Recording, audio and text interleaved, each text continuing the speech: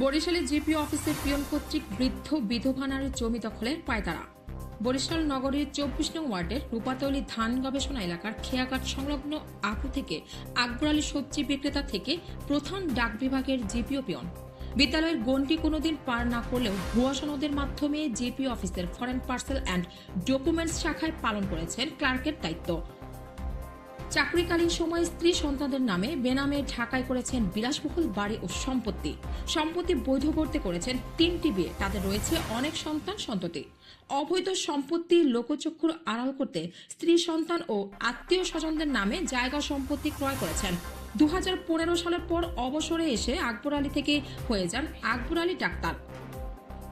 ঢাকার যাত্রাবাড়ির সোনারপাড়া এলাকায় বসেছেন চেম্বার নিয়ে। সরেজমিনে পরিদর্শনে জানা যায় আকবর আলী খাঁ বরিশালের 24 নং ওয়ার্ডেও মুক্তিযোদ্ধা সড়কে চৌধুরী স্টেটের ওয়াকফা সম্পত্তি ও উষারানীর ভিপি সম্পত্তি দখলের পাশাপাশি এসএ খতিয়ান 2010 ও 2024 মালেক হাওলাদারের ওয়ারিসদের 5 শতক জমিও দখল করে নেওয়ার অভিযোগ রয়েছে, যা বিগত 28 ডিসেম্বর 25 তারিখ আকবর আলী ও তার দখলদার বাহিনী দেশীয় অস্ত্র নিয়ে দখলের জন্য আসে।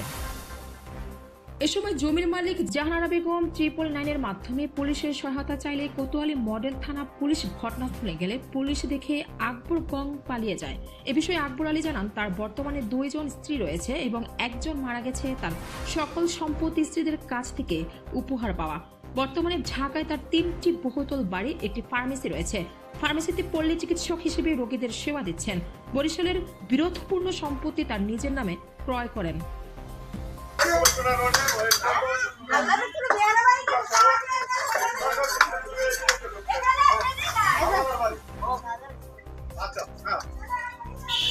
টাকা নিয়ে নেখালে মন নাই আমরা আইছেন কে বেড়া চুড়াইতে চুড়ান দেই কার ভাই কার বড় রে কার টাকা নে তো এই জানি করছি ঠিক জানি করছি কেন না টিচারি ভাই সব সময় খাড়ে টিচারি জানি টাকা আরে ভাই ফুল টাকা টাকা ছিল সামনে এই তো কি দিয়ান ভালো ভালো তো